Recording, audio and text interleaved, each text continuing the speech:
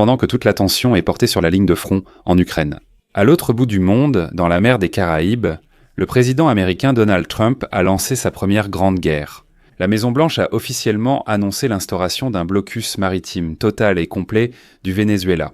Ce ne sont pas simplement des sanctions, c'est une opération militaire visant à bloquer physiquement tous les flux pétroliers du régime de Nicolás Maduro. La marine américaine a reçu l'ordre de saisir tout pétrolier tentant d'exporter le pétrole vénézuélien en contournant les interdictions américaines. Il ne s'agit plus seulement des pétroliers sanctionnés, mais de tous ceux que le régime de Nicolás Maduro utilisera pour exporter du pétrole du Venezuela. La Maison-Blanche a ordonné de se concentrer sur ce qu'on appelle la quarantaine du pétrole vénézuélien, au moins pour les 2 prochains mois. Donald Trump a aussi affirmé ne pas vouloir rendre les pétroliers et le pétrole à leurs propriétaires.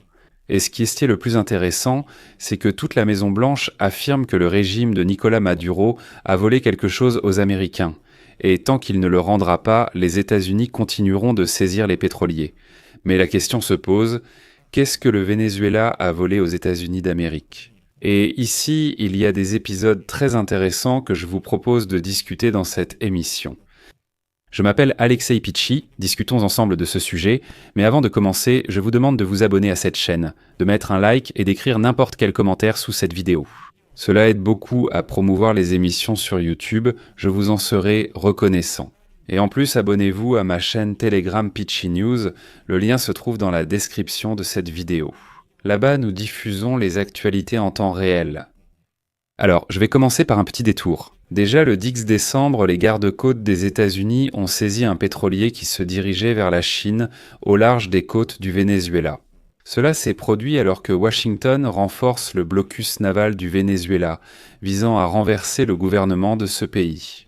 Depuis lors, les États-Unis ont saisi 2 autres pétroliers, mais alors qu'auparavant il s'agissait de navires sous sanctions, aujourd'hui la situation a changé. Le Venezuela, au moins pour les 2 prochains mois, en aura. Les représentants de Trump ont affirmé qu'ils saisiraient désormais tous les pétroliers quittant les ports du Venezuela. La Maison-Blanche a aussi indiqué que Washington privilégie actuellement la pression économique sur Caracas, plutôt que militaire. Et même si le président américain Donald Trump ne révèle pas publiquement ses intentions exactes concernant le Venezuela, il fait pression en privé sur le président vénézuélien Nicolás Maduro pour qu'il quitte le pays. Lundi, Trump a déclaré qu'il serait judicieux pour Maduro de quitter le pouvoir afin de mettre fin à la pression des États-Unis sur le Venezuela. Comme l'a déclaré la Maison-Blanche, ils s'attendent à ce que, à la fin janvier, le Venezuela soit confronté à une catastrophe économique s'il n'accepte pas d'importantes concessions à Washington. Une pression réelle a aussi été exercée sur les alliés du Venezuela, notamment le tandem Moscou-Caracas. Pendant de nombreuses années, le Venezuela a été un allié clé du Kremlin dans l'hémisphère occidental, un centre financier par lequel la Russie contournait les sanctions pétrolières et transférait des devises. Trump frappe actuellement les arrières de Poutine, et l'asphyxie du Venezuela est un coup direct porté à l'influence russe dans la région. Sans le pétrole vénézuélien, l'économie de Cuba s'effondre instantanément, car elle dépend entièrement des livraisons en provenance de Caracas. À Cuba, des coupures de courant généralisées menacent déjà le régime. Là-bas, c'est devenu indissociable. Beaucoup apparemment ne se souviennent même plus de la deuxième chose. Donald Trump a toutefois imposé des tarifs de 25% sur tous les produits des pays qui continuent à vendre. C'est d'ailleurs un défi direct à la Chine. Pékin était le plus grand créancier du régime de Maduro et prenait du pétrole en remboursement des dettes. Maintenant, Trump dit à Xi Jinping que soit vous arrêtez de soutenir Maduro, soit vous payez à l'Amérique 25% de taxes sur chaque tonne de vos exportations. Le blocus maritime du Venezuela envoie aussi un message clair au Kremlin sur l'Ukraine. Trump en fait montre qu'il est prêt à prendre des mesures radicales, que par exemple Joe Biden n'osait pas prendre. Si Poutine n'accepte pas les conditions concernant la zone démilitarisée, dont nous avons parlé dans l'épisode précédent, la prochaine cible du blocus pourrait être la flotte de l'ombre, déjà pour la Russie en mer Baltique et en mer Noire. Pourquoi pas ?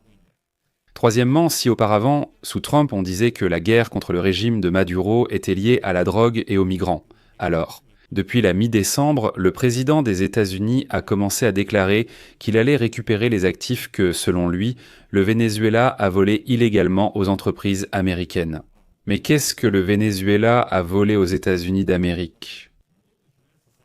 Il s'agit principalement d'actifs pétroliers dans la région de la ceinture de l'Orénoque, un grand bassin de la rivière du même nom dans l'est du Venezuela, où se trouvent certaines des plus grandes réserves mondiales de pétrole lourd. Et c'est sous la présidence d'Hugo Chavez, qui a dirigé le Venezuela de 1999 à 2013, que le gouvernement de ce pays a mené une vaste nationalisation de l'industrie pétrolière. En 2007, la société pétrolière Petróleos de Venezuela, société anonyme, a procédé à la saisie forcée des actifs des géants américains ExxonMobil et ConocoPhillips, qui avaient refusé les nouvelles conditions de partenariat avec le gouvernement vénézuélien, lesquelles prévoyaient le transfert de la majorité des actions à la partie vénézuélienne. Les entreprises ont investi des milliards de dollars dans le développement du gisement au Venezuela. Mais Hugo Chavez a justifié la nationalisation par la nécessité de rendre le pétrole au peuple. Actuellement, les actifs sont entièrement sous le contrôle de Petróleos de Venezuela, société anonyme, mais leur état est loin d'être idéal en raison d'un sous-financement chronique, de la corruption et de l'impact des sanctions américaines imposées sous Barack Obama et renforcées par Donald Trump.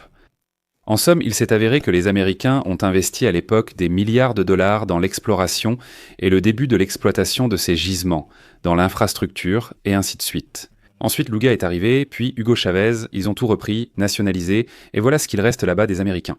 C'est ainsi que le régime de Nicolás Maduro obtient actuellement un nouvel avantage. Ils n'ont jamais découvert de nouveaux gisements. Et la production de pétrole au Venezuela est depuis tombée de plus de 3 millions de barils par jour au début des années 2000 à moins de 1,1 million aujourd'hui. Et les gisements nécessitent des investissements urgents pour augmenter à nouveau la production. D'après le Centre international pour le règlement des différends relatifs aux investissements, le Venezuela n'a pas encore versé toute la compensation aux entreprises américaines. Et voilà que Donald Trump a déclaré qu'il exigeait du Venezuela de restituer les actifs aux entreprises américaines. Et la dernière plainte déposée devant un tribunal américain portait sur plus de 20 milliards de dollars de dettes rien que pour les entreprises américaines. Au final, aujourd'hui, la Maison-Blanche insiste officiellement sur le fait que l'objectif principal de la pression est désormais la lutte contre le narcoterrorisme ainsi que la restitution des actifs. Le ministre de la Défense américain, Pete Hegseth, a déjà qualifié Maduro d'illégitime, et les États-Unis admettent désormais vouloir renverser son régime. Les contacts de Trump avec María Corina Machado ont aussi motivé ces discussions. La dirigeante de l'opposition vénézuélienne a reçu le prix Nobel de la paix cette année. Et après l'annonce de la récompense, Machado l'a dédiée au peuple souffrant du Venezuela et au président Trump pour son soutien déterminé à la cause des élections libres et équitables au Venezuela. C'était sa citation. À Washington, on suggère qu'en plus du blocus des pétroliers, des cyberattaques contre l'infrastructure pétrolière de Petróleos de Venezuela Société Anonyme pourraient être lancées pour accélérer la chute du régime de Maduro. En somme, les prochaines semaines montreront si la combinaison des régimes militaires, économiques et diplomatiques et leur influence pourra donner des résultats. Cependant, l'histoire de la région latino-américaine montre qu'il n'y a généralement pas de solution rapide dans de tels conflits, même lorsqu'une puissance assez forte exerce une pression. En somme, nous observons la suite. Je m'arrête ici pour l'instant. Partagez votre avis et vos conclusions dans les commentaires sous cette vidéo, abonnez-vous à la chaîne, activez la cloche et n'oubliez pas de mettre un like, les amis, si cet épisode vous a été utile et intéressant. Vous pouvez soutenir le travail de cette chaîne YouTube par un don ou un abonnement payant via les liens et les coordonnées dans la description de cette vidéo.